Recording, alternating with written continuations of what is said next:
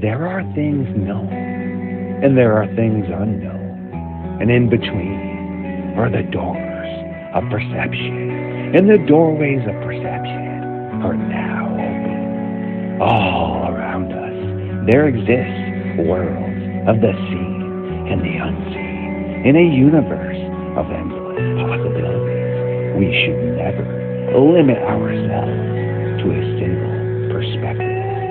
For in order to hunt the shadows and become true explorers of the unknown and the unexplained, we must sometimes take a paranormal point of view.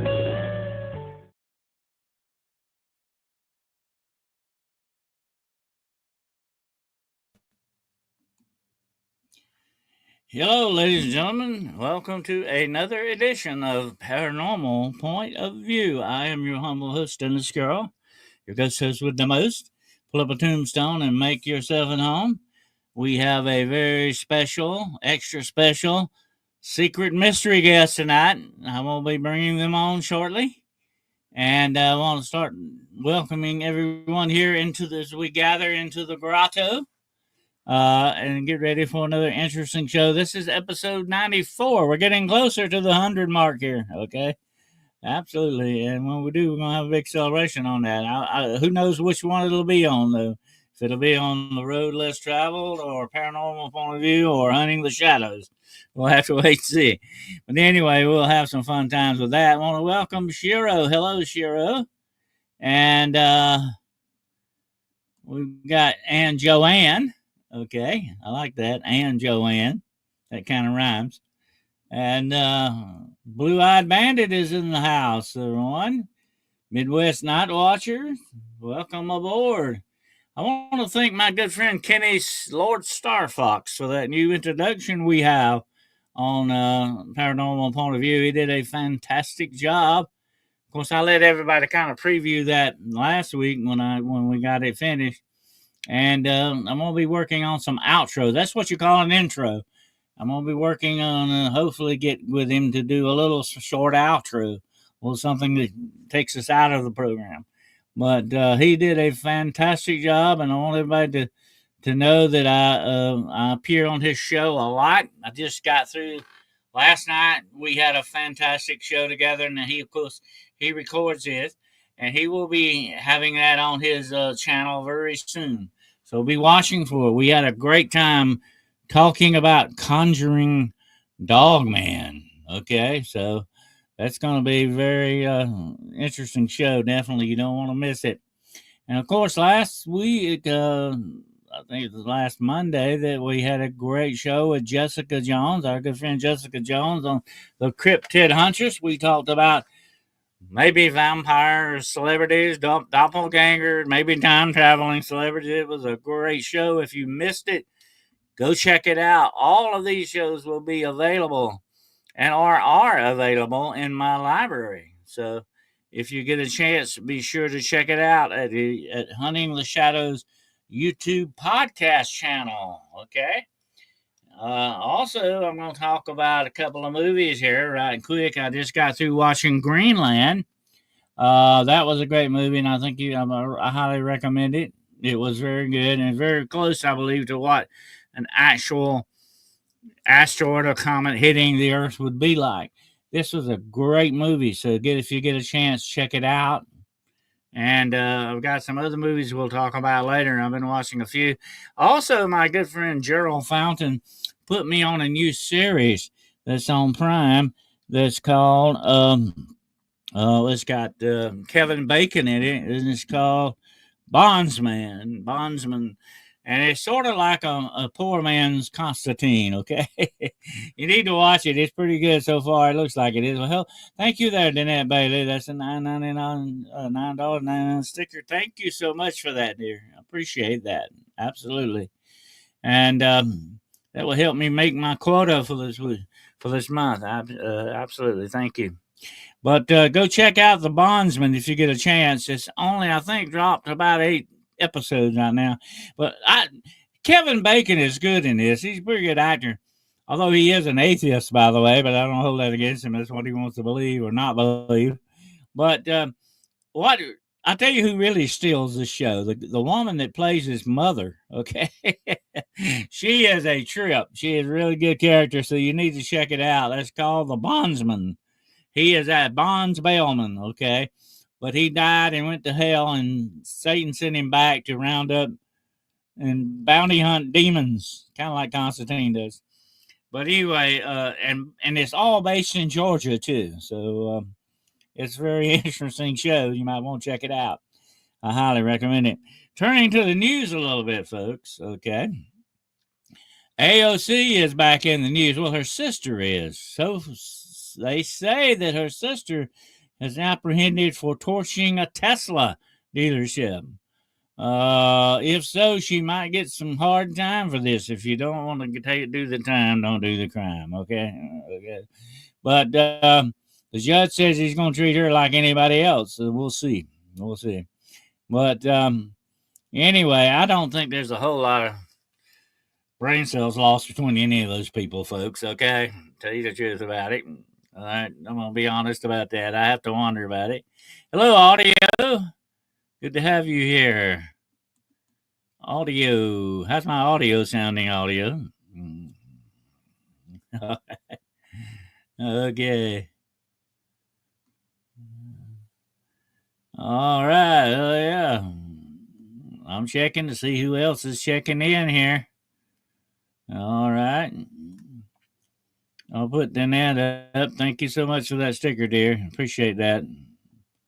And I want to also thank everyone who has been so very generous to give out memberships to the Shadow Hunters Club, and we started watching Resident Alien. I'll have to check that one out too, Gerald. Absolutely. I want to thank everybody for the donations of the memberships, and I will be dropping a very interesting video for the members very shortly. So be watching. Be aware, okay? I'm an aware wolf, okay? I try to be aware of these things, and I want you to be too. So watch out for them. Be aware. And hello, Lantern Keeper. Good to have you here. We're slowly gathering in the grotto tonight, and I'm about ready to bring on my very special, extra special, secret mystery guest here. And I wanted to spring a surprise on everybody. We're gonna have some fun tonight, and I'm getting ready to bring her on right now. She's waiting in the wings. And here's my mystery guest. We'll see if anybody can guess who it is. This is my extra secret special mystery guest here. Okay, extra special secret mystery guest. Can anybody guess who this is? All right. Surprise, everyone. Surprise, surprise. Yeah, there she is, the girl in her gong, also known as Gus's mom. How about that? She's the guest tonight on Paranormal Point of View. Hello, Maureen. Hi, can How, everyone hear me? Can you how do you a five doing? five in the chat?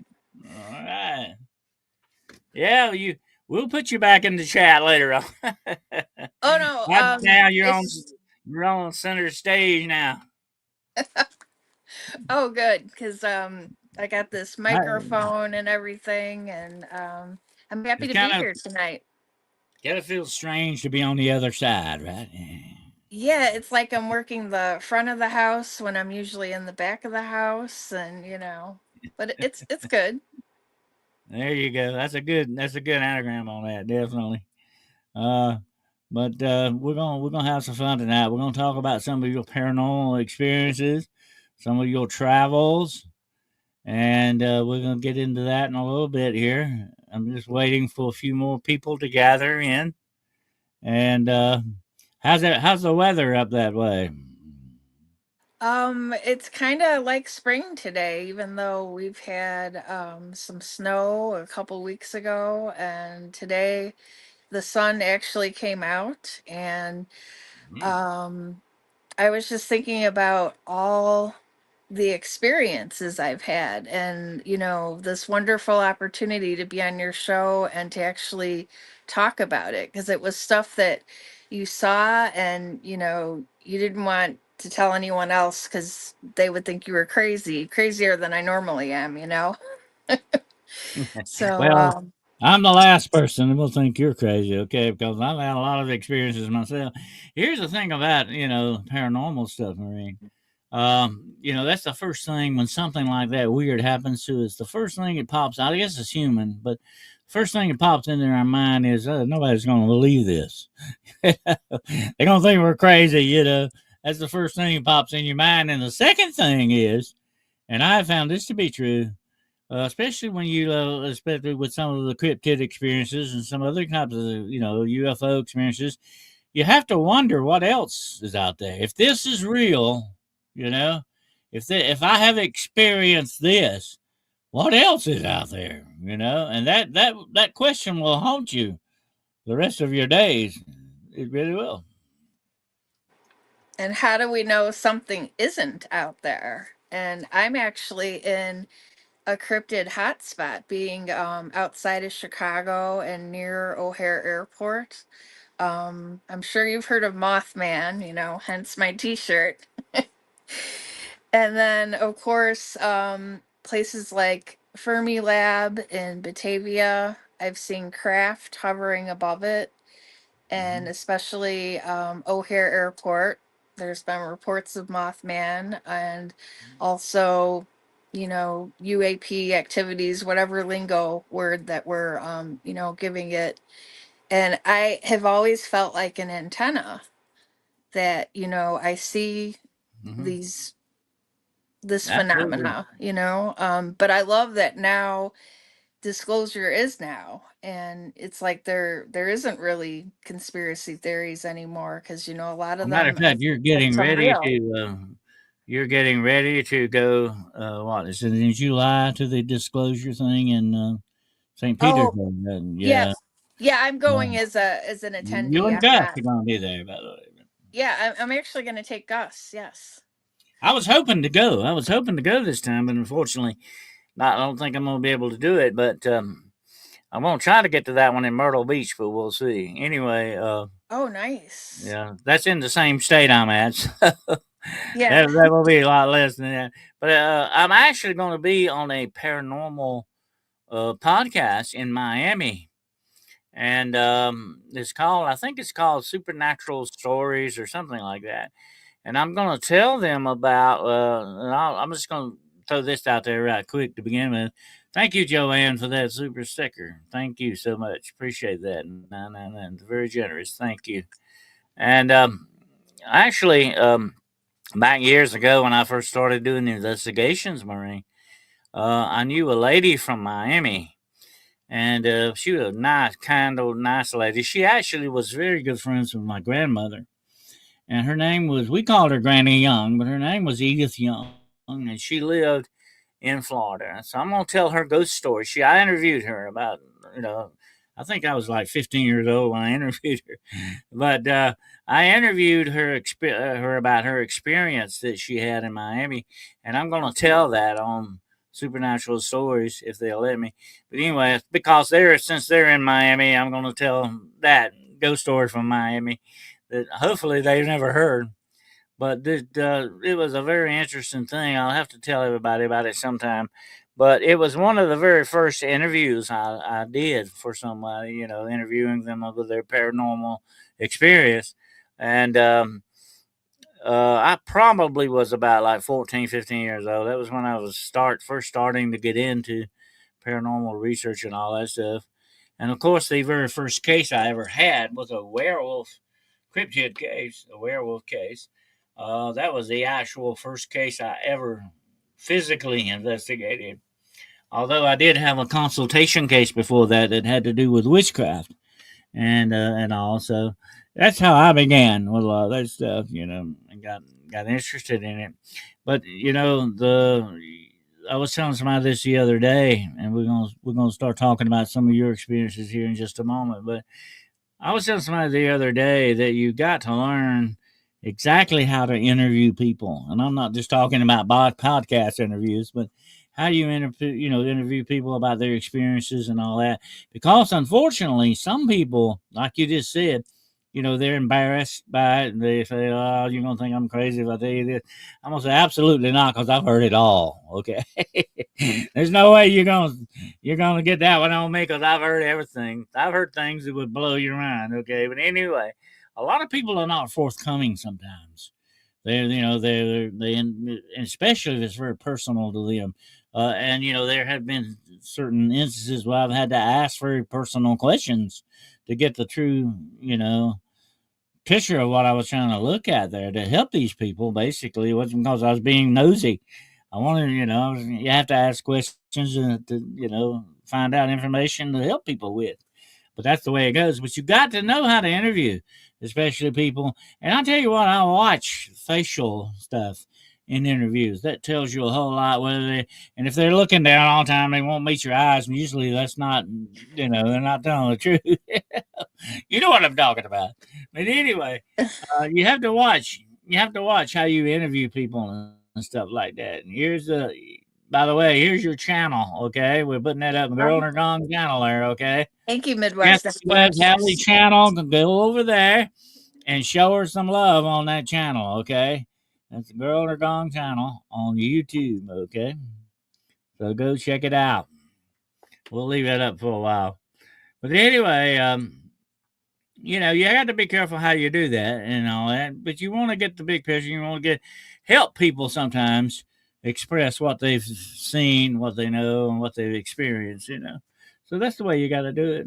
But there's one thing you and I have in common, and that's what I wanted to start, the show with tonight.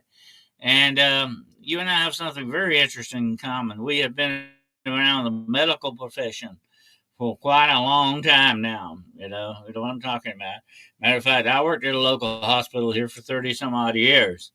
And I knew stuff about that hospital that people worked there never knew about. Okay, I mean it had a sub basement that was like something out of a horror movie. But anyway, you would think Freddy lived down there. Definitely, it looked like Freddy Krueger's hangout. Okay, but anyway, I loved it though. I went down there a lot. I used to eat lunch down there, but that's another story. Anyway, anyway, we've been around the medical profession. Okay. And I will say this for everybody: one of the most haunted places you could ever be in is a hospital. Absolutely. They've got a lot of wild stuff going on. So I think you were mentioning the other day about an experience you had at a hospital. You want to elaborate on that experience a little bit? Definitely. I worked in a couple of hospitals. I've been a nurse for 23 years, and I did take Hmm. a short break because I was pursuing culinary school and becoming a dietitian, but I didn't go that route. But in the hospital, especially at night, there would be activity going on, especially in the south end of the small hospital that I worked at when I first became a nurse. And you would hear just activity just going off. And, you didn't have patients in these rooms because those were the rooms that you would go in to get away from everybody. They had the computers on wheels, they called them cows. And you would go there and chart because, you wanted to get away for a little bit. You needed like a minute. And um, I would just feel presence in hospitals, just like I've actually worked in before or I worked in a really haunted kitchen. This wasn't at the hospital, and it was a place called Hotel Baker, and you can look it up, and it's definitely known for having, you know, haunted like paranormal activity.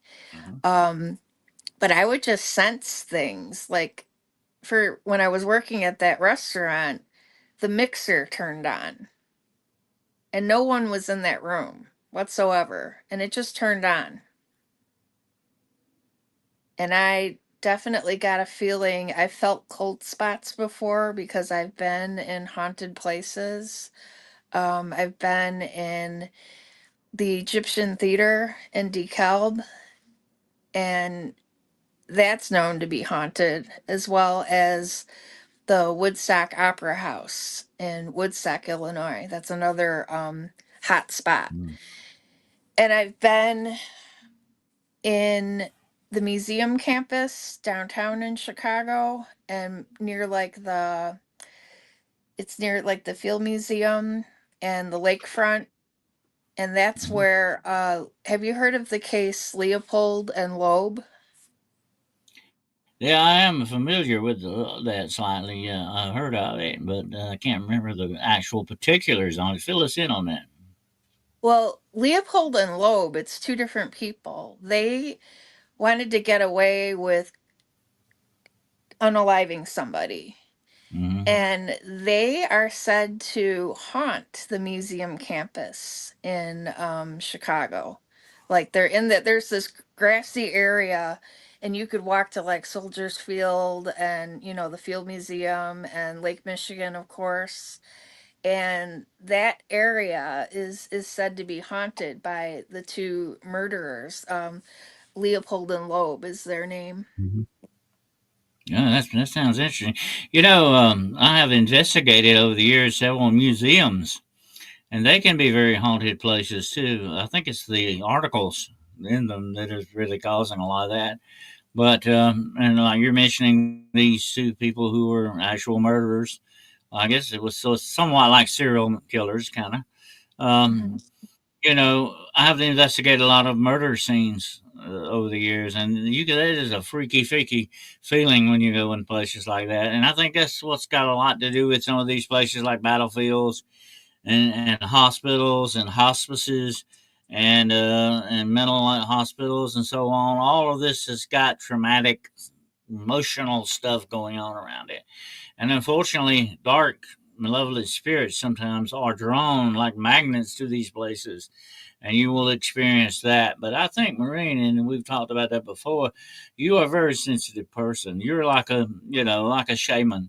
And by the way, that term shaman is European, okay?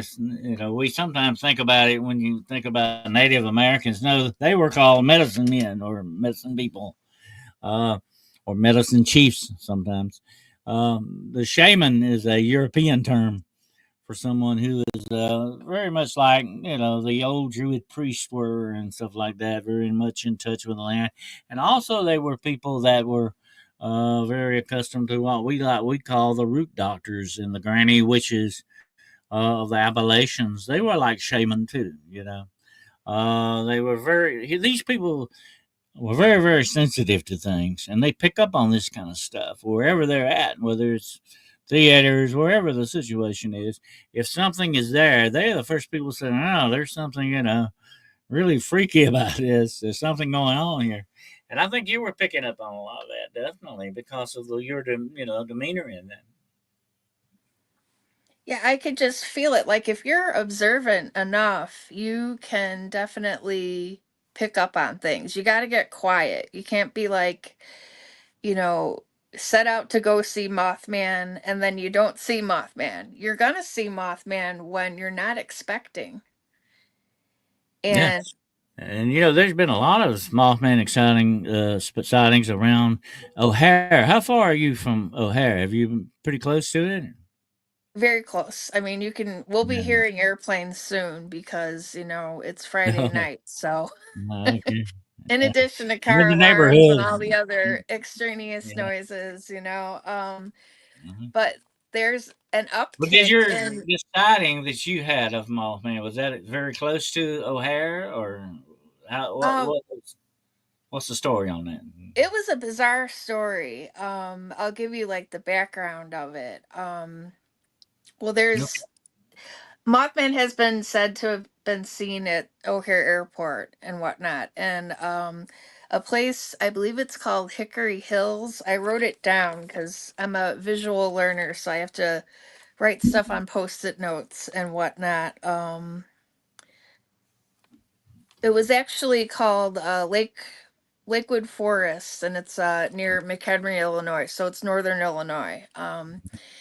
But what had happened to me was I was going home Hmm. from the city, Jefferson Park area, back to the northwest suburbs.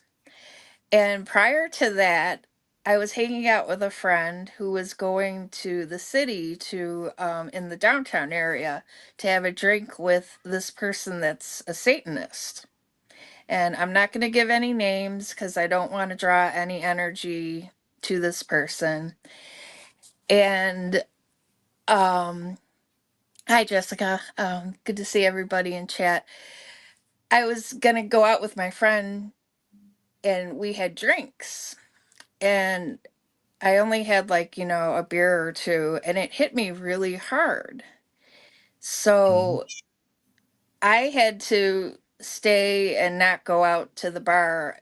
And my friend was meeting up with the Satanist, this guy. So I wasn't able to go with her. And it was the strangest thing because I can normally have a beer or two and be fine. I got really, really tired. And I know nothing was put in my drink and whatnot. So I had to fall asleep and I decided that I was gonna go home. And it was cold, so I want to say it was either January or February when this happened. It was around 2014 because I still had my Honda Civic, Mhm. and I was fine to drive and go home. I start my car and the left headlight burst. And I was like, what the heck Mm. happened? It was just a strange occurrence. Yeah. So I'm leaving the city and driving, and all of a sudden, I'm gonna stop at an intersection because the light is changing red, and something slams into the back of my car. But it's not another car, it's not a motorcycle. It's like this.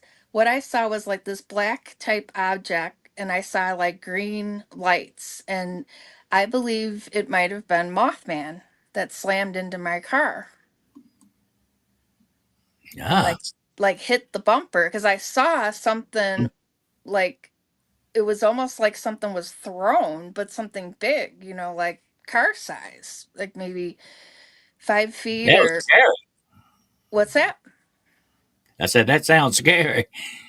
It was because I'm like, what the heck happened? Because I was fine to drive. It was late. It was probably 2, 3 o'clock in the morning, and just something rammed into my car, and I felt like this black presence and saw something, and then I saw like these eyes. They were like reddish Mm. from whatever it was that was flying. Oh, that is wild. So this is definitely sounds very much like a Mothman. Yeah. Did you have control? I mean, did you have pretty good control? Were you able to stop right and all that?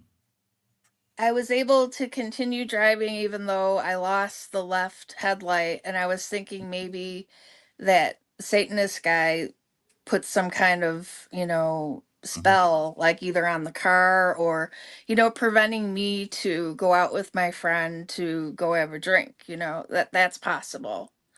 But Mm. my friend was fine cuz I definitely texted her to make sure that she was all right cuz I had heard about this guy, Hmm. um the Satanist guy. Well, Mothman is supposed to be sort of like a harbinger of bad things or misfortune or something like that. I was just wondering if you do you have any kind of fallout from that? Did any bad stuff happen to you after that or anything? No, That's good. That's I good. didn't feel like I was cursed or anything. I've had people send me things because I've studied shamanism. I've gone to Peru. I've done kind of like initiation, what was called tambo, where you're in the elements and you're exposed, and you just have to you basically fend for yourself. You have to overcome your fears. Like I overcame my fear of the dark. Mm. I overcame, I like gained confidence that I can do things, on my own and whatnot, and not, be an anxious attachment or anything, and I just was, earning my stripes because I don't have shamanic lineage. I believe it starts with me. I'm second generation Irish American. Most of my family comes from Ireland or the East Coast of this country, and the Midwest, of course. So I believe the lineage is starting with me, and it's definitely a title that you earn, not because I did 7 ayahuasca ceremonies. Yeah, they're made and not born most of the time.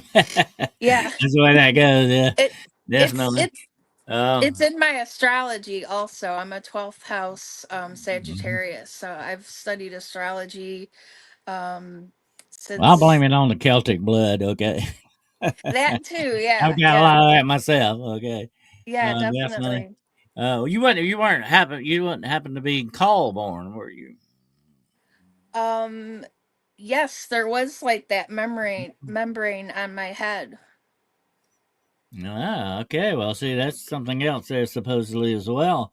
That I Because share I that I with you. do. I was call born too, and supposedly people who are born that way can see things that other people cannot. Supposedly. Um, but that is interesting too. And I've had a lot of people come to me over the years, Marie, and say, I had this, I was born like this, and now, how do I deal with this? And I said, well, you got to deal with it because it's part of you. You can't suppress it. You can't, it's not a good idea to try to suppress it. You need to go with it. You need to learn how to come to terms with it and control it, and get it to work for you, and get a handle on it. That's the main thing, And I think you've done that very well over the years. You seem to be someone who's got a handle on their sensitivity and their talents and all that come with this. And like I said before, just like people like our friend Jessica and other people like that, God gives you talents. God gives you gifts for good and for good intentions and not for bad things. When you get in trouble when you start using it in the bad way, that's the way that goes. But I think we are all given certain gifts and talents to be used for things. And definitely I think, once you learn how to deal with your talents and how to utilize them and be at peace with them, you know, it's very important. You agree? Absolutely. Well, I didn't like having these abilities when I was a lot younger, even though when I was in high school, I used to Mhm. get lunch money doing tarot card readings for people. But because I always wanted it to be something more than what it was. Like, I thought that, my intuitive abilities weren't that great because I couldn't predict, lotto numbers and whatnot. But it's so much more than that. As I've gotten older and as I've cultivated my abilities, and I've had many amazing teachers that have helped me, and then just people that we meet, because good people always find one another. And hats off to people that have helped me on my journey, and I pay it forward. Yeah, well, that's good. I like that word cultivate. Definitely, that's what you need to do, and you come to terms with it, and because it is part of you. It's just like your leg or your arm physically is, part of you. So it's gone, you miss it definitely, and we shouldn't try to suppress things like that because it only may, bottle stuff up in us. It doesn't sit good with us in the end. But I was going to say this about your Mothman experience, and it is fascinating. You need to write that down and make a good record on that sometime. I think you're writing a book about some of this stuff, so that will be good to see. But I was going to say this about your Mothman. It sounds very much like it was accidental and not intentional because nothing bad happened to you. It sounded like this. You were just at the right place, or maybe the wrong place at the wrong time. You were at the right place at the right time for this to happen. But that's what it sounds like to me. You agree? Absolutely. But there's been Mothman and Dogman sightings throughout Illinois. There's been like Mhm. an uptick, because I am writing a book. I am going to describe, this is kind of like the Reader's Digest summary of my experiences tonight, unless we do a specific show like about Dogman or about Mothman or Mhm. whatnot. But the Mothman sightings at O'Hare Airport, which isn't far from me. I wasn't far at all from O'Hare when that object or Mothman collided into my car. I wasn't far at all because O'Hare is quite big.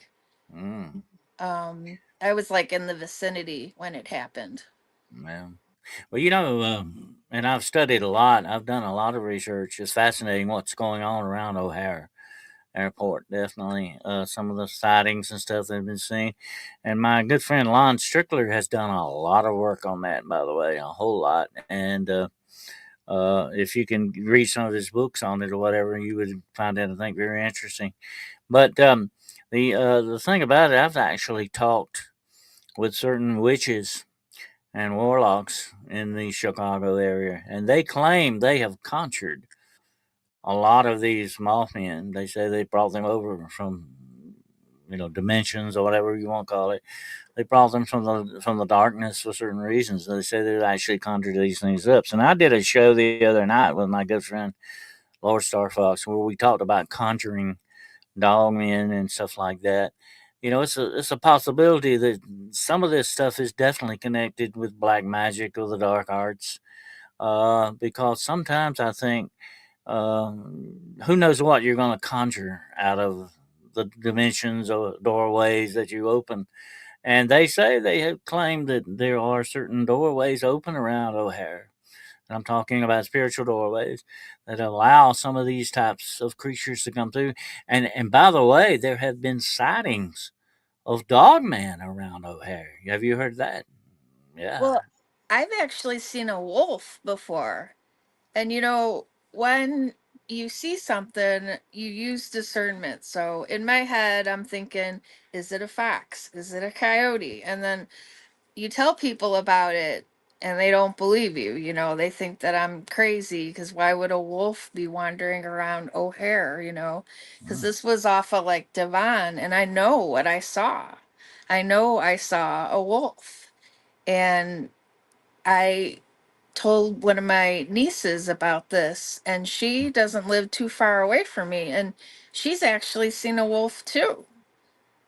And Ah. this, it's in like the vicinity of O'Hare Airport. Well, I'm glad you brought that up about the wolf because, I'm and not you know, saying it was a dire wolf, you though. you you may have heard me talk about this, but there's Mhm. supposed to be these super species of wolves, very highly intelligent. They're supposed to live in these cities like Chicago and places like that, coherent along the same line timelines as mankind does, but yet they're hidden from us. And like these things, supposedly, and the only way I can call them and I describe them this way, Maureen, and this would be good for your book too. If you think about it. I call them interdimensional wolves. Okay, because that's why they can like disappear, they can become invisible, like, or we can't see them.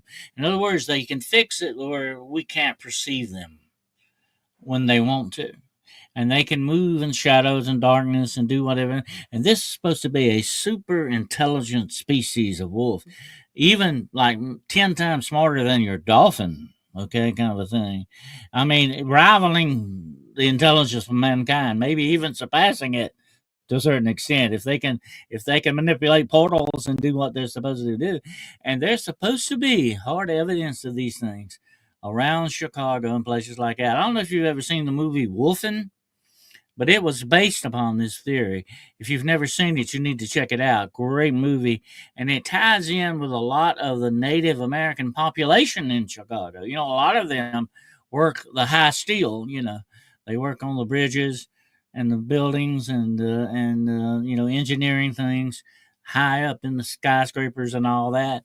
And they know about these wolves supposedly, but they don't want to talk about it. They don't want to say because there's like a silent agreement between them.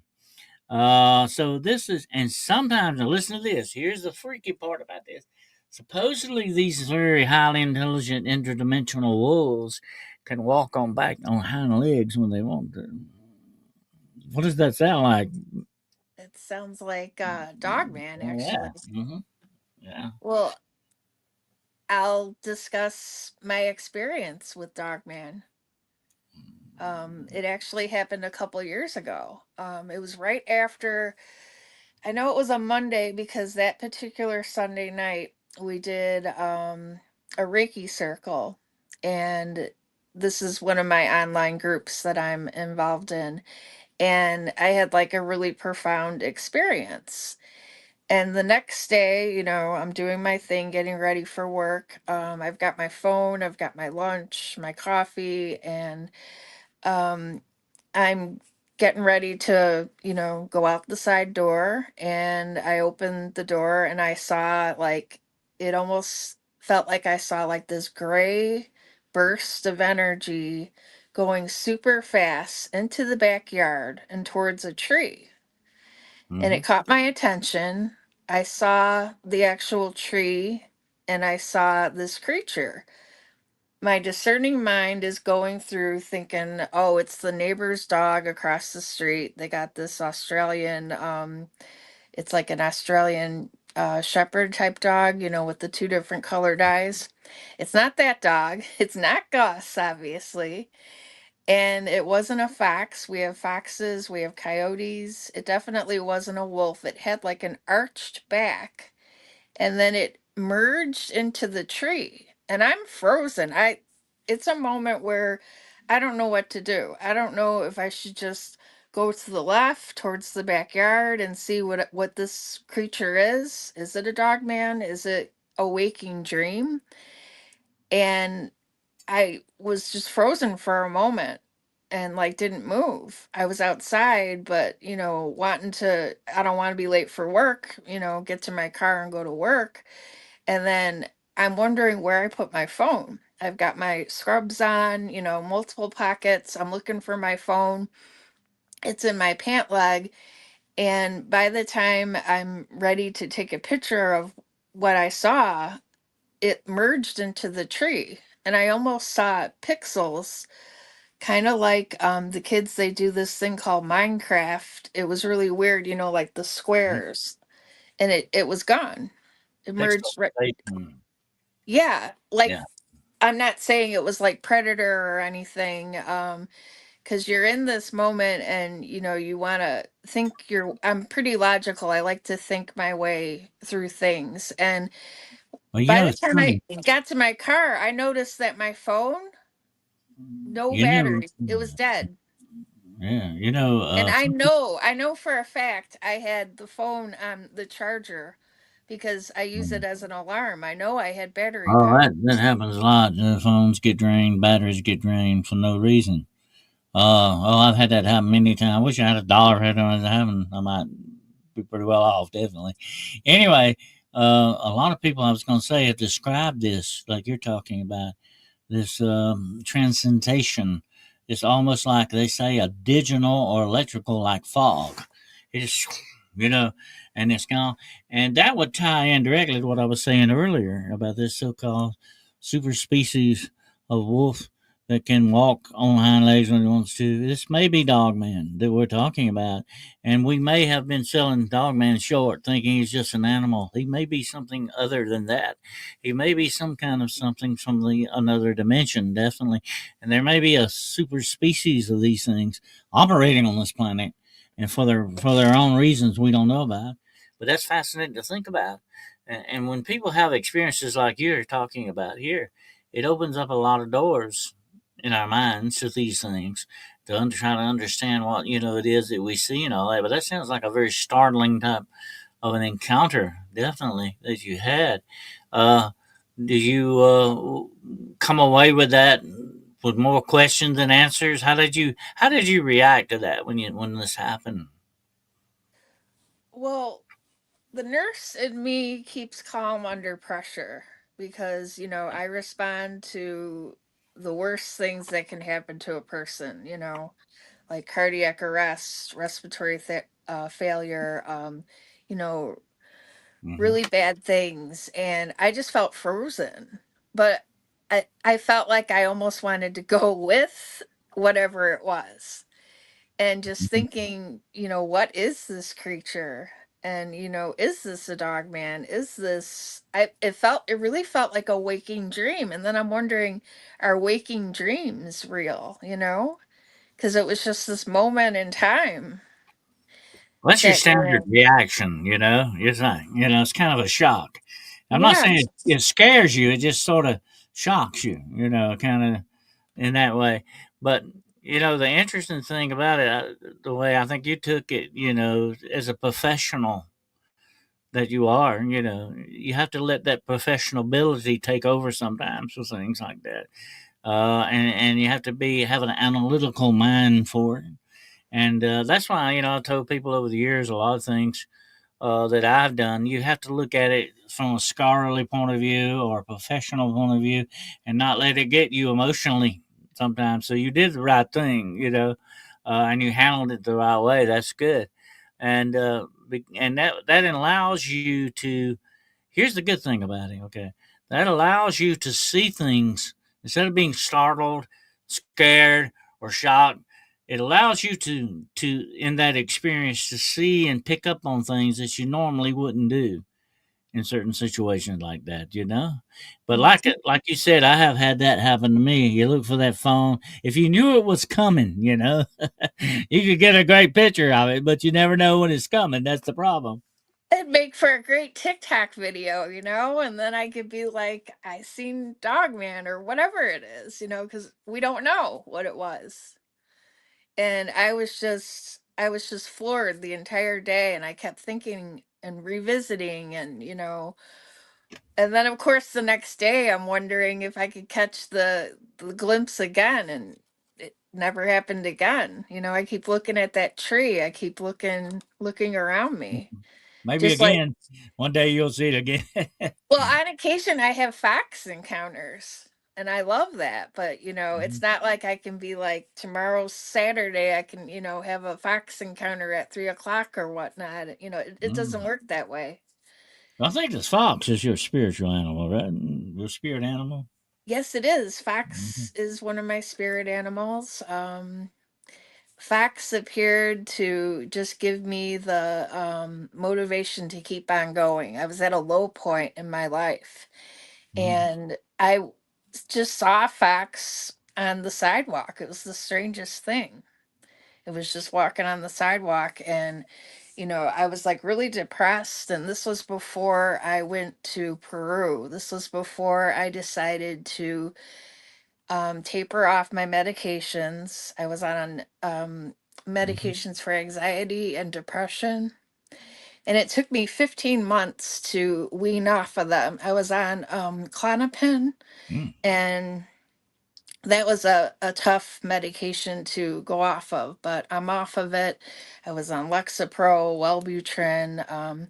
These are all the different medications that I was on, and I completely went off of them. And I was able to go to Peru to experience ayahuasca.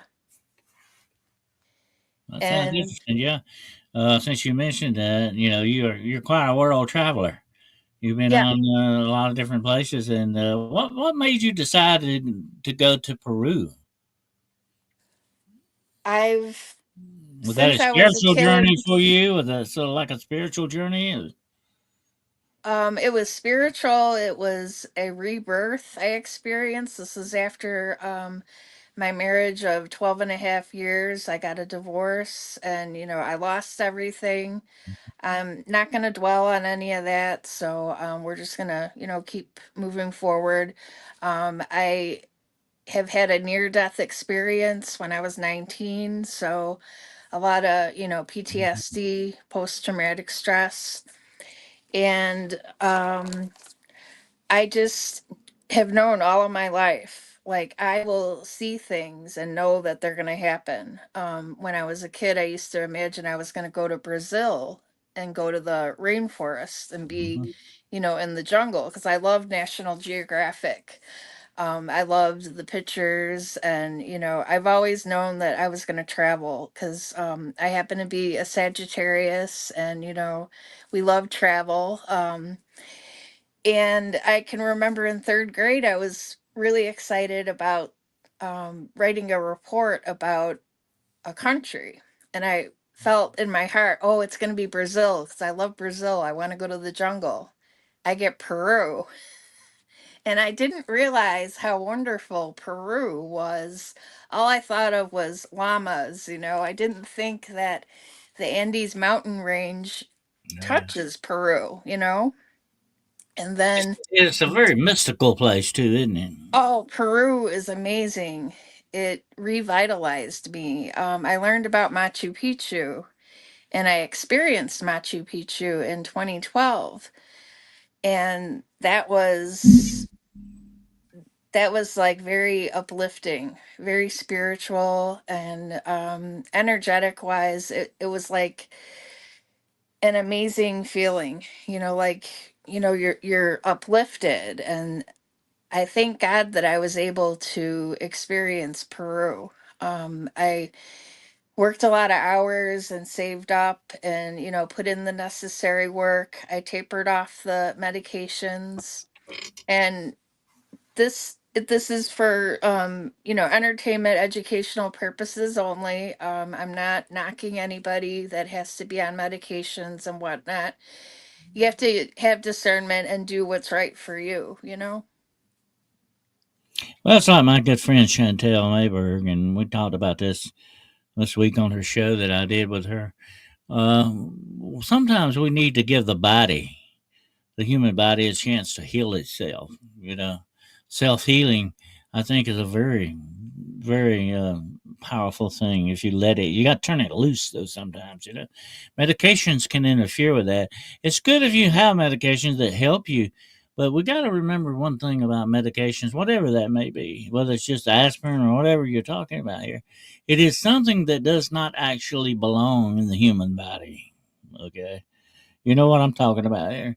And I think without a doubt, we need to explore other avenues that may help us better than some men. I'm not saying that for everybody. Now, everybody's not the same thing, you know. And like you said, this is for educational purposes only. But, uh, you know, I think you got to take it on an individual basis. What may work for some person may not work for the other one, you know. And if it's not working for you, like you were talking about, then you need to actually definitely explore different avenues. I think.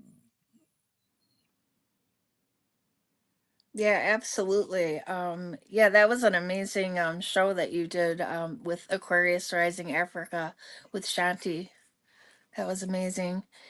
um Faith over fear is definitely what I've learned, and I've learned it, you know, on Shanti's show, of course. One of the main teachings that I experienced in the jungle was that we're in this together, and this was in 2012. And I remember, you know, the events that have happened the past 5 years ago, you know, where there was that theme of we're in this together. So it was just an interesting lesson that I've learned. You know, what I did was I experienced plant medicine. That's what ayahuasca is. I also experienced San Pedro, and that's a ceremony. Now, this isn't party drugs or anything. It's not drugs, it's entheogens. Have you heard of the term entheogen? Yeah, absolutely. Yeah, I've heard of that. Yeah. Because it's like a god spark, you know, like hallucinogen. It's not, Mhm. it's for spiritual purposes, you know, It sort of not, opens up. it's not a party, Yeah, definitely yeah, not. yeah, yeah. But I did go to like the lower worlds. Like I went to a place when I was in ceremony. This is Hmm. ayahuasca, which is a chacruna leaf mixed with the ayahuasca. It's a vine, and you make like a It tea. was very much like a sweat lodge. Yeah, Exactly. Well, yeah. yeah, you're in the Maloka. That's the ceremony. I know we're not talking about cryptids right now, but I'll summarize this. And it took me to like the lower world. There was like these black and white checkered floor. It was really strange, and there were all these like entities down there trying to offer me food that I wasn't supposed to eat because Well, I was at. probably, Maureen, you were experiencing things on a spiritual level that you can't see with the Absolutely. human eye. Yeah. like because I had to follow this diet. It was no caffeine, no meat, no seasoning, no, and I've gone to culinary school, so I know fat is flavor, and I can butcher lamb legs. I like to eat, definitely. And but in respect for the medicine and for the Shipibo Indians, well, I don't want to call them Indians, the indigenous people that I was working with, you have to follow the rules out of respect, and there were these weird entities like offering me drugs and things like that. It was just the strangest place. It felt like I was in like Dante's Inferno. Yeah, that just sounds very much like that. And definitely, it was a spiritual realm type thing. Definitely, when you see these kind of things, and a lot of the indigenous America, especially American indigenous people, tribes, and all that, experience these things. They call them, they even had their spirit dances, and they call them a spirit quest. That's what you were basically on, spirit quest kind of thing. Basically, Like that's a what you're vision describing. quest. Yeah. Yeah, It it's a very gave me. emotional, very spiritual, very uplifting kind of a thing most of the time, because you see you're really getting in touch with the universe on a different level altogether than what you usually do. And that's why it's such an interesting experience. Absolutely, you sound like you had a quite a time in Peru. In Peru, absolutely. Yeah, absolutely. And I'm definitely going to write a book about it to, cover in more detail. So yeah, tonight is kind of a like a hodgepodge, of all these experiences. So I saw like a Yeah. lot of entities while I was on the ayahuasca. I saw like fire spirits, I saw pyramids. It was Yeah, I definitely want to read that book. You get it yeah, right, yeah, definitely. Keep me on the list, okay? But yeah, definitely, that sounds definitely. like it will be a fascinating book, especially people see what you were experiencing through your eyes and how it was affecting you. That's the main thing you put out there for stuff like that, to let people know how it affected you.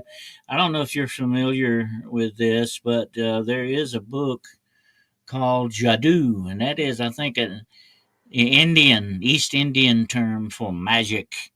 And it was written by um, a very famous author. I can't think of his name right now. I know it. I can't think of it. Anyway, I will in a minute when I need it, when I don't need it. But anyway, it's about his travels and how he experienced things. He went off all around the world doing this kind of stuff. He actually was on the trail of Yeti. He actually went to Nepal, and he had a lot of experiences, and that is always makes for an interesting book when you see things through someone else's eyes, how they saw it, how they experienced, how they felt about it, and how it changed them and their outlook on things. And it sounds like it very dramatically changed your outlook on a lot of stuff. John Keel, by the way, was the name of that. I couldn't think of John Keel. If you don't have that book, you need to get it. You can. It is available on Amazon. Jadoo. That's spelled Jadoo, Jadoo. But that is their magic term for magic, actually. But anyway, I can see how it very definitely just what you're telling us here tonight, how it very much affected you in many ways. I'll definitely check that book out. Yeah, I love a good story about traveling and going through things. Yeah. Sounds So like it, definitely. I haven't I The haven't been able to see the chat. I'm just kind of looking over to the side. I'm not that's like twitching or I'm anything. trying to post some of it up here. It's moving fast. Yeah, yeah. Uh, I need The a chat is secretary always for on that. fire. What's that? Marina, I need my secretary. She's not in chat tonight. She's I on know. she's on Where's this stage here. girl with her gong? But anyway, that's why I call you the gunslinger. Okay, you're She's fast, off fast on fumbling draw. with her handpan. Eh, But I was gonna, yeah, that handpan that was amazing. I watched some of that playing it. I liked the way that was neat. Thank Um, you. um, the handpan is very kind of. I think I like that better than the gong, although the gong is very dramatic.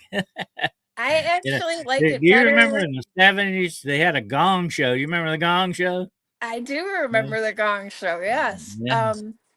But I'm certain to like the handpan sound better than the gong too.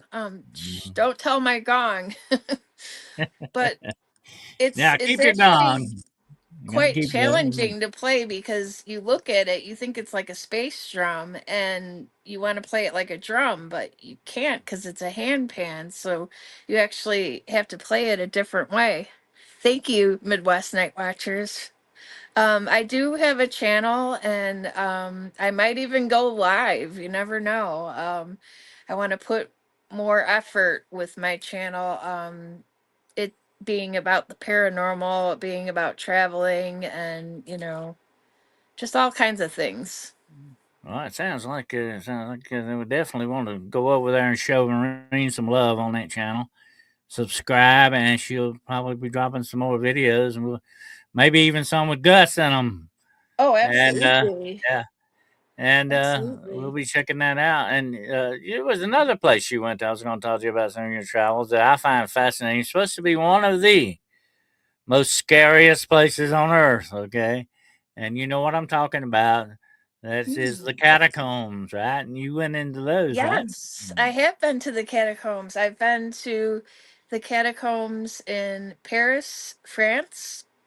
And I was also in Lima, Peru, the catacombs. That was in Oh, 2013. oh. Paris, I was over there in 1998 and 1999. I was there, it was December of 98 into 99. And that was an amazing experience, the catacombs. It was very dark, and I actually wanted to sneak off to the restricted area, but I didn't do it though.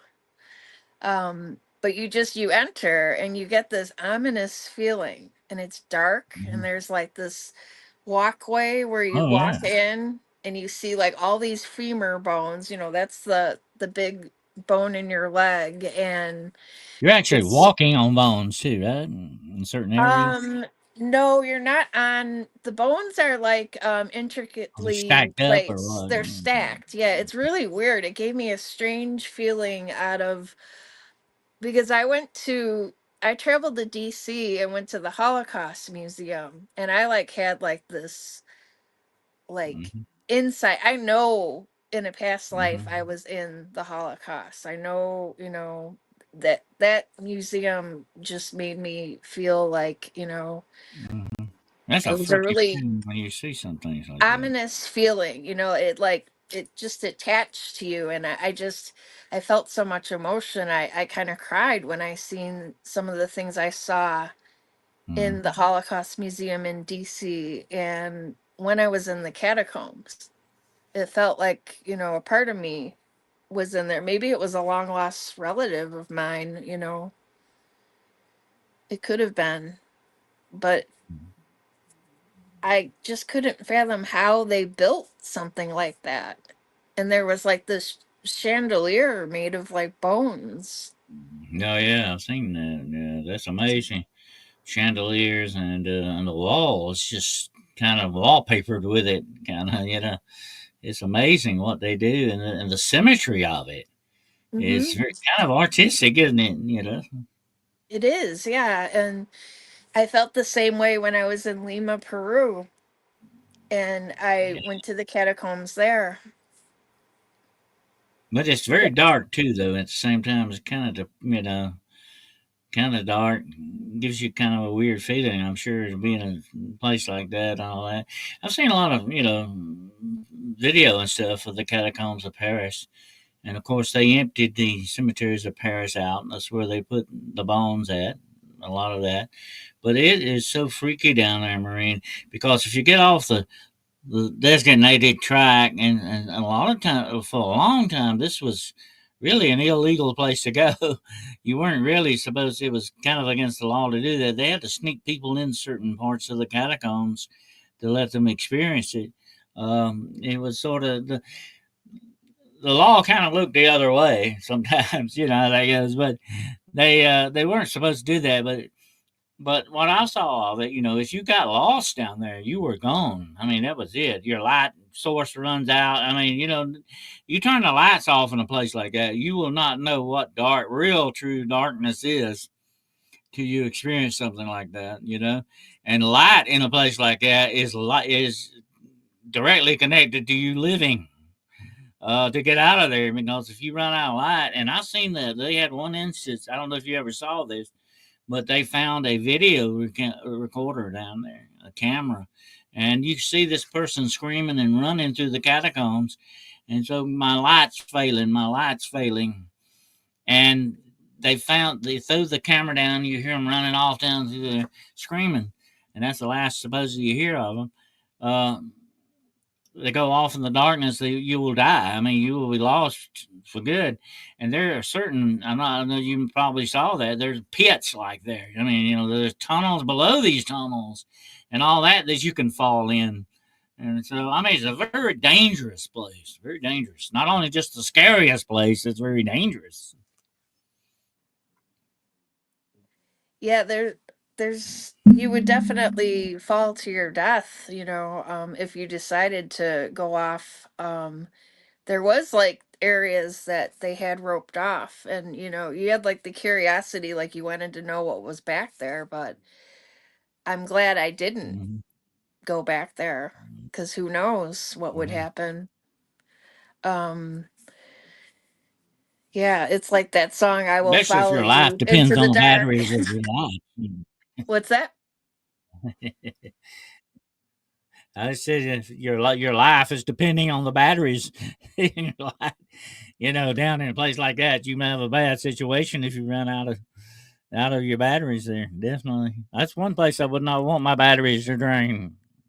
No, you got to bring extra batteries. You got to have your to go bag, like I have as a nurse. You Yeah, have all your, all your materials with you. Bring extra batteries. that's true. And like I say, it's got to be a freaky place with all those bones and all that. Knowing the history of it, you know, it would definitely be. You know, some it would not be some people's cup of tea, but people like you and me would definitely. Uh, Well, I went would to the yeah, graveyards too, because I did the yeah. typical. I went to the top of the Eiffel Tower, even though I'm like totally afraid No, of heights. I yeah. did the typical tourist things, but I went to a couple graveyards because I wanted to see Jim Mhm. Morrison's grave, the singer of the Doors. Of course, you know, people don't realize that Paris has got a lot of canals. Yeah, they do. Yeah, Yeah. yeah, yeah. Because I saw a show. I don't know if you've ever seen this. I saw a show on. I think it was Discovery Channel or something like that. That they were magnet fishing. Now, if people don't know what magnet fishing is, you get these big industrial magnets and you put a rope on, throw in the water, and see what you pick up. And they find some very interesting stuff. They find stuff from World War II. They find stuff from medieval times. They pull it up out of these canals and all that, and it's amazing.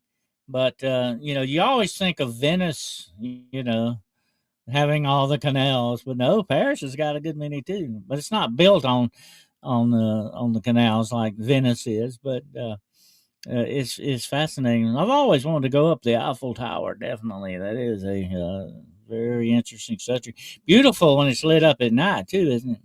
Oh, it was. It was incredible. Yeah, it's off of the river Seine. Is that how you say it? I mean, I haven't. I Mhm. can speak French because I took it years Seeing, ago in college, but I can't think of anything. mhm. Only to like order stuff at the restaurant and not eat something weird. That was one of my motivation to learn the language, of I course. don't like the escargot. No. Oh yeah, escargot.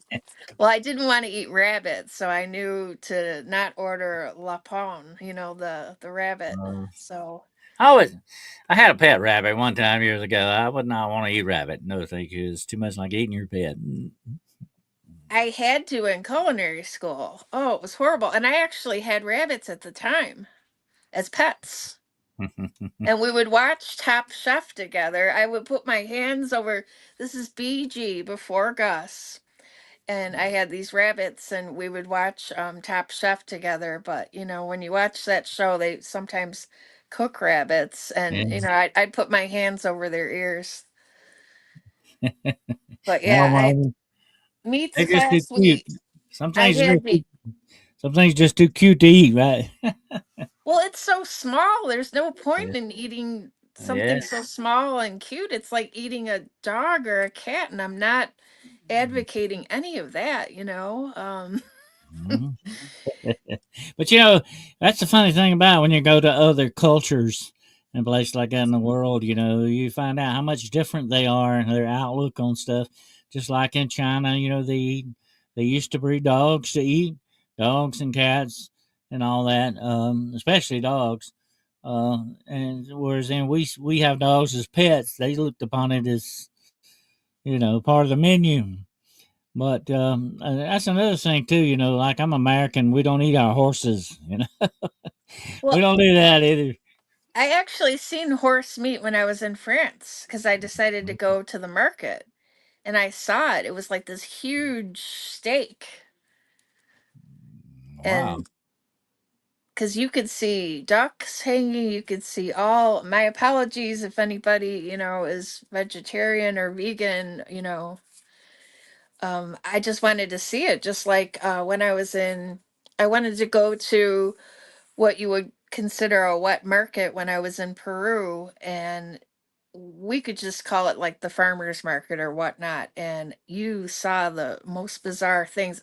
There was like pig heads there, and all whatever you wanted to see, you could see was at this market. It was pretty crazy. The things that Blue-eyed bandit says her rabbit's getting nervous while with our talk here. oh, give your rabbit a hug for me. I love rabbits so much.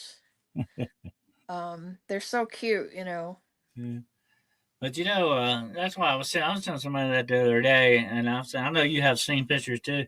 Where some people actually have cows as pets.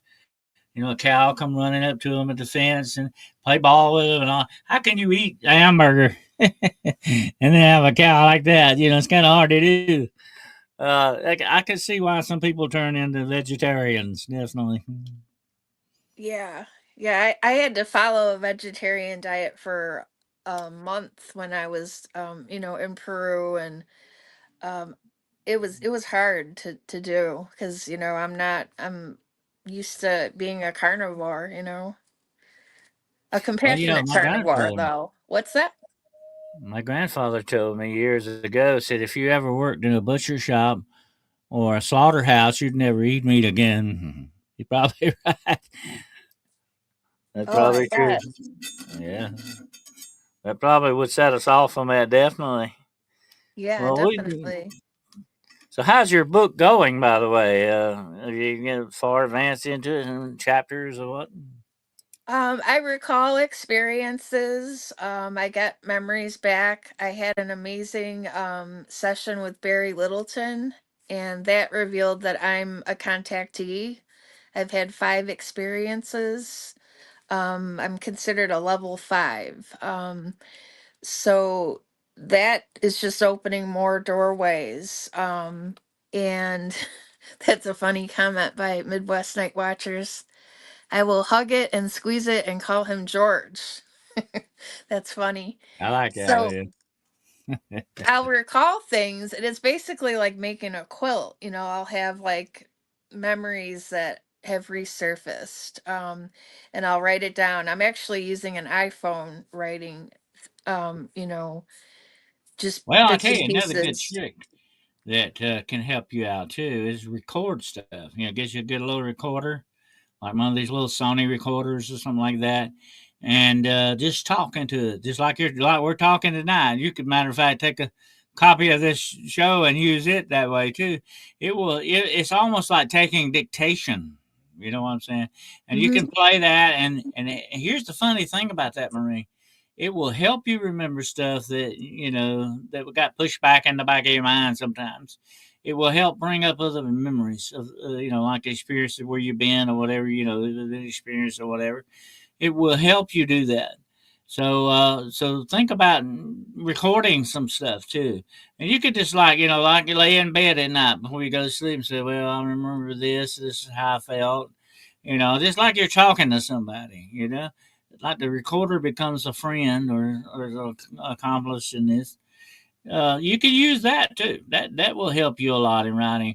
But the main thing when it comes to a book that I found, and people have different techniques, whatever you're comfortable with, and how you want to do it.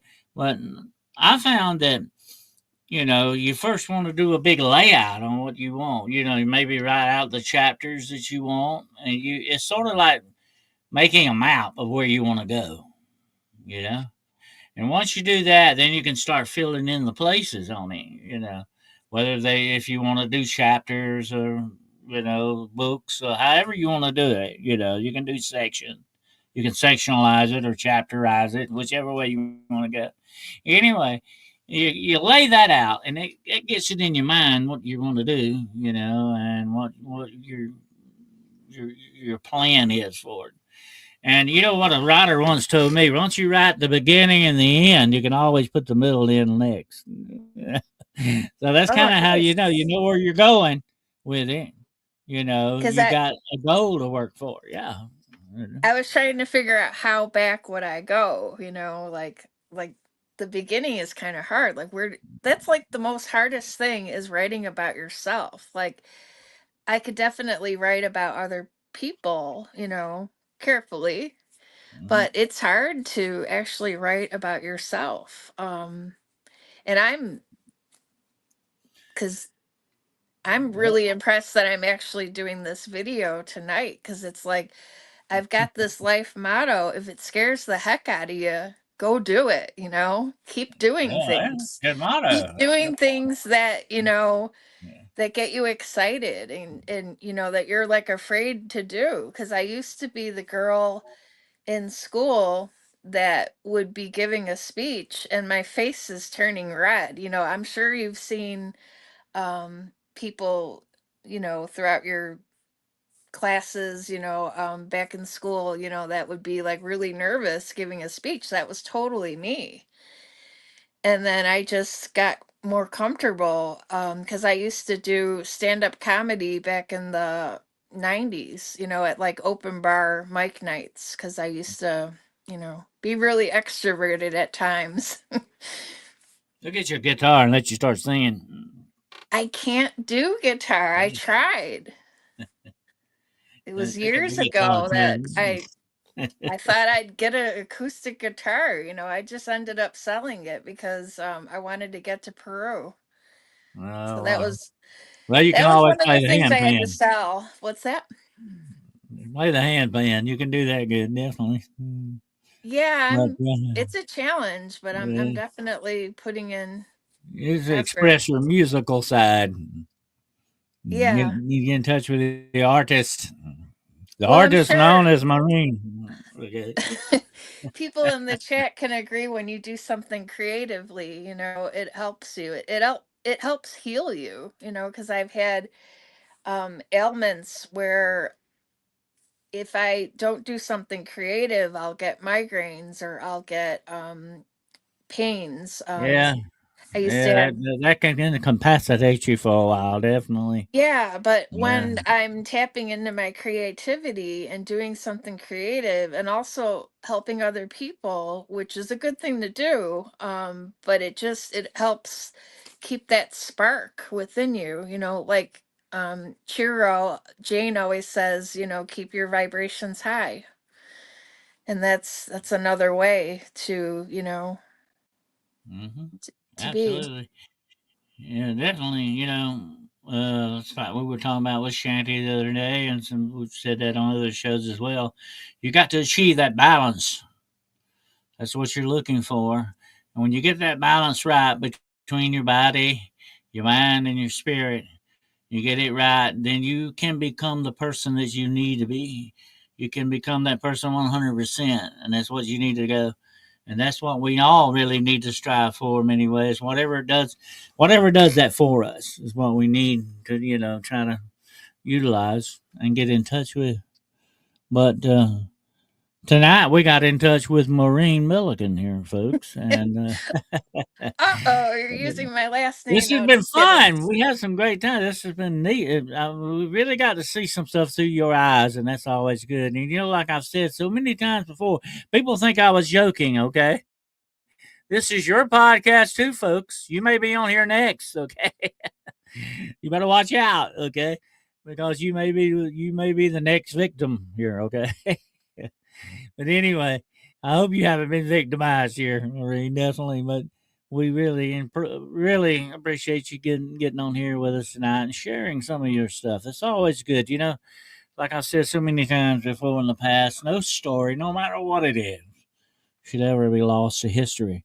And now we got a record of a little bit of your experiences here, definitely, and we look forward to definitely seeing your book. I want to read that. And keep me in mind. I get first dibs on that. Okay, and we won't be looking for that.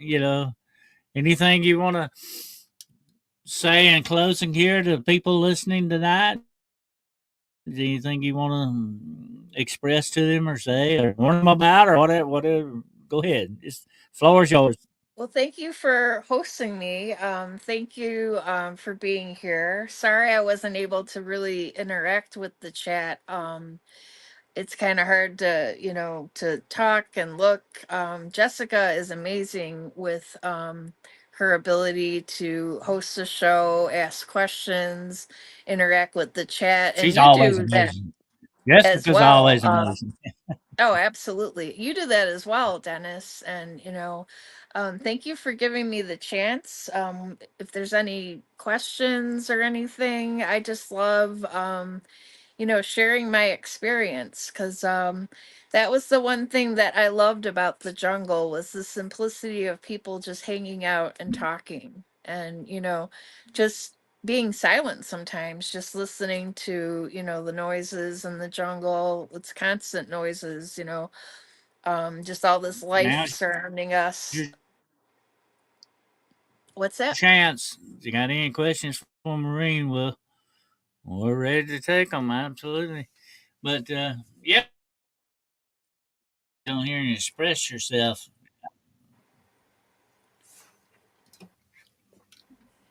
Yeah, yeah, I hear it's kind crickets of out cool. there. I'm waiting. See if we Oh, get okay. any It's questions. kind of cool being in the chat and then having the How long were you experience in to Peru, by be the way? I meant to right ask you. here.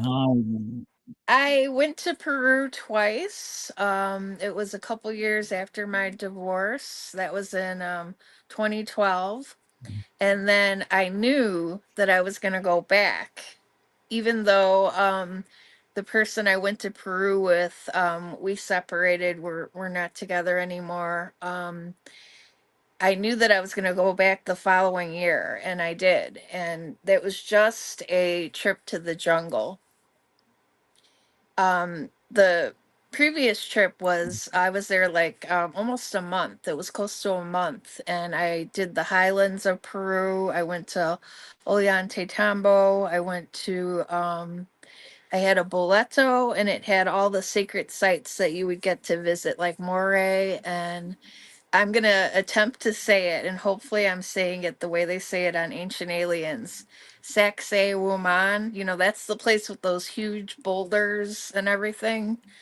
Um, and then that particular trip, I also went to Salinas, so I went to the salt mine, and I went to Machu Picchu. So that was a lot of, that was after that I The did. Machu Picchu, that is one place that's on my bucket list. I've always wanted Oh, to go there. That is a sorry. fascinating place. Machu Picchu is amazing. I didn't do the Inca Trail, but we did the Peru Rail from Ollantaytambo all the way to Machu Picchu. And then we spent a When week Elon Musk in the jungle. gives What's me that? my Hmm. It's either my internet or oh yeah, your internet's kind of freezing up a little bit, it could be but my internet. maybe Yeah. it'll. The planes at O'Hare Airport, Uh, it does flying that once in in, a while. flying out, it's crazy. I just said that when Elon Musk gives me my private Learjet, we will fly down to Peru. Okay. I'd love to go back to Peru. Anyone that, would like to join me, that'd be great. Um, Yeah, I can that show would be you neat. the Definitely. heartbeat of the earth. We can do a San Pedro ceremony. This is plant medicine. It's amazing. It's sacred. And then Okay, folks. That's a goal we can now have. You can start saving up for Dennis's Learjet. Okay. We can let's do fly all over that. the world with it. Definitely. I'm gonna be like Taylor Swift, you know. I have my Maybe own we're jet. getting those $5,000 Doge checks. You never know. Mhm. Oh, I'm freezing. Sorry. There you go. Well, I So, really appreciate you being here tonight. This has been fun. We'll get together and do it again sometime. Definitely, especially when you get your book wrote. We'll definitely have you on Paranormal Point of View, but we will get together maybe again before then and talk some more about some of your experiences. I know you've had a lot of paranormal experiences that we haven't covered tonight. So we yeah, may get into that some night, and please have we'll me be looking. again. Yeah, it'd be great. Thank you so much, everyone. Much love and Okay, well, we appreciate you being on here and being our guest. And we've knocked it out now for about an hour and a half. How's that sound? All right, oh we wow. did it. Thank you so Passes much, quick, doesn't it? everyone. And Yeah, thanks for yeah, the yeah. gifting of the memberships and the super stickers and listening to me. I'm kidding. There you go. Absolutely. Well, I do really appreciate it, and I appreciate you. You're a great supporter for a lot of these people, and that's just me. You're a great supporter for Jessica and and a lot of these other podcasters out there, and that's a very important role to have as well. Definitely, we need more people like you out there, Maureen. Absolutely, and we really appreciate. I do. I appreciate your support very, very much, and I always look for you in the chats. And it's not a good night if Gus's mom don't show up. Okay, and so there you go. But I Thank you appreciate so you much. being here. Thank Absolutely. you. And I'm gonna put you back in the chat room, and we will get together again maybe one day real soon and do this again. It was fun.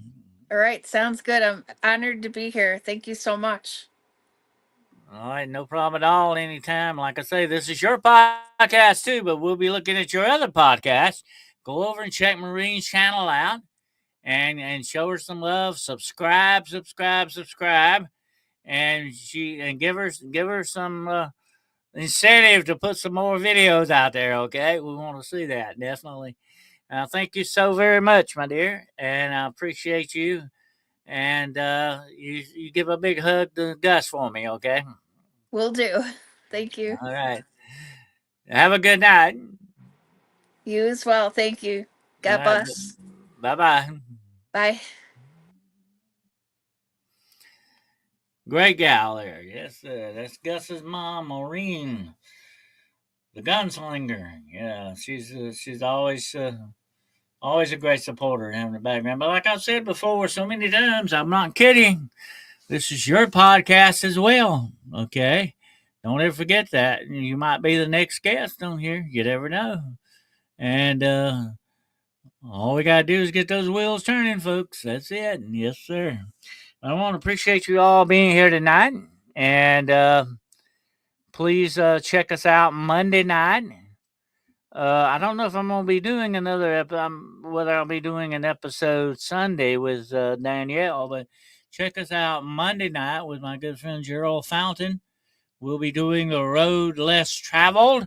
We're going to be talking about personal poison. Boy, that sounds bad, doesn't it? Personal poison.